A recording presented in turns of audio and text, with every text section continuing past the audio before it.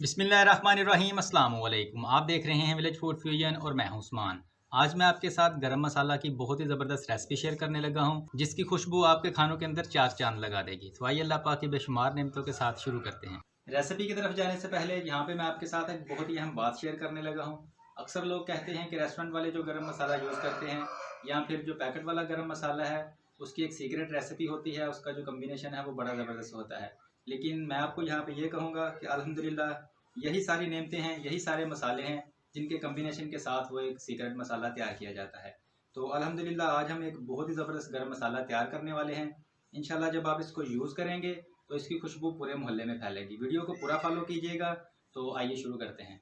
बिस्मिल्लाहिर्रहमानिर्रहीम। गरम मसाला बनाने के लिए जो मसाले मैंने लिए हैं इनकी मिकदार मैं ग्राम्स और टेबल स्पून में भी आपको बता दूंगा। तो आप जितनी क्वांटिटी में बनाना चाहते हैं इसकी मिकदार को आप बढ़ा सकते हैं। तो मैंने सबसे पहले 5 खाने वाले चम्मच साबुत ज़ीरा लिया है, जिसका वेट तकरीबन 60 ग्राम बनता है। इसके अलावा ये मेरे पास 10 से 11 अदद बड़ी इलाचियाँ हैं और ये भी 1 खाने वाले चम्मच के बराबर हैं। 8 से 9 अदद ये मेरे पास फिलफिल दराज, इसको पिपली या फिर हकीम इसको मगा भी कहते हैं, ये ली है मैंने। 1 खाने वाला चम्मच यानी 12 ग्राम ये मेरे पास काली मिर्चें हैं। इसी तरह 1 खाने वाला चम्मच ये मेरे पास सब्ज़ इलाचियाँ हैं। 1 खाने वाला चम्मच है ये मेरे पास लौंग हैं। 1 खाने वाला चम्मच है ये मेरे पास साबुत खुश्क धनिया है। 3 से 4 अदद तेज़पात के पत्ते, 2 से 3 टुकड़े जावित्री के और 3 से 4 अदद ये मेरे पास दारचीनी के टुकड़े हैं। इसके अलावा ये 1 खाने वाला चम्मच मेरे पास बादयान के फूल हैं और 2 अदद हमें चाहिए होंगे जायफल, और इनका जो खोल है वो उतार के मैं यूज़ करूँगा। और इन सारे मसालों के अलावा एक मसाला ऐसा है जो इसकी खुशबू में जान डाल देगा, वो ये फिलफिल दराज। इसको आपने ज़रूर यूज़ करना है, ये आपको किसी भी स्टार स्टोर से आसानी के साथ मिल जाएगी। और यहाँ पे आपने मोटी इलायची और दारचीनी को हल्का सा हमामदस्ते में पीस लेना है। अगर आप इसको साबुत ही मिक्सर में डालेंगे तो ये मिक्सर के ब्लेड के साथ हटकेंगे और आपका ब्लेड टूट भी सकता है। और यहाँ पे मैंने दारचीनी और इलायची को हल्का दरदरा कर लिया है। तो अब इन सारी चीज़ों को एक पैन के अंदर डाल देंगे।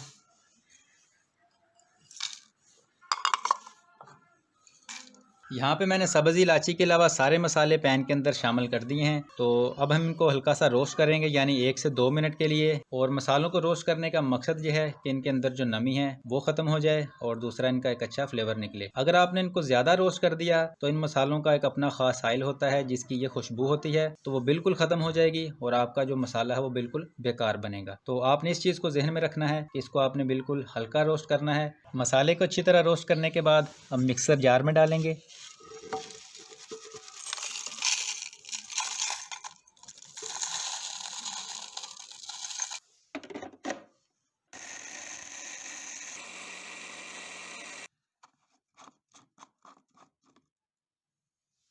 मसाले को पहली दफ़ा पीस लेने के बाद अब मैं इसके अंदर सब्ज़ इलायचियाँ शामिल कर दूंगा।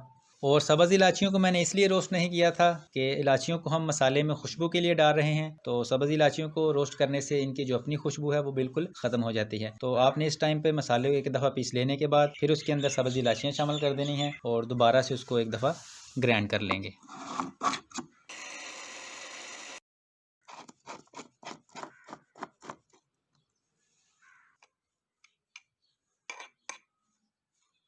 आप इसको मज़ीद फ़ाइन बिल्कुल पाउडर फॉर्म में लेके जाना चाहते हैं तो फिर आप इसको छन्नी के साथ अच्छी तरह से छान लें और मैं इसको इसी तरह रखूँगा। तो अल्हम्दुलिल्लाह हमारा जो गरम मसाला है ये बहुत ही ज़बरदस्त तैयार हुआ है। इसी तरह इसको ज़रूर ट्राई कीजिएगा। उम्मीद करता हूँ कि आज की रेसिपी आपको अच्छी लगी होगी। इसी के साथ दीजिए इजाज़त। अपना बहुत सारा ख्याल रखिएगा। अल्लाह हाफिज़।